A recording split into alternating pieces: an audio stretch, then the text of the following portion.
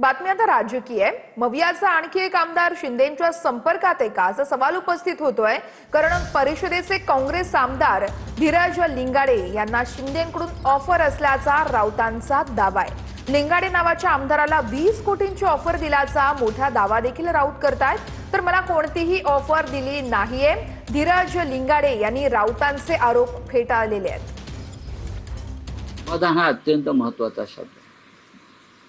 तुम्ही आमदार फोडताय, खासदार फोडताय, कार्यकर्ते फोडताय, पैसे देताय, 20 कोटी 50 कोटी। काल सुद्धा एकाला 20 कोटीची ऑफर दिली, एक लिंगाडे नावाचे आमदार आहेत बरं का, अशी माझी माहिती आहे।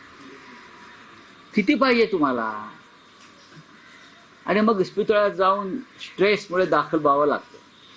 हे करू नका, थांबा, कुठेतरी थांबलं पाहिजे।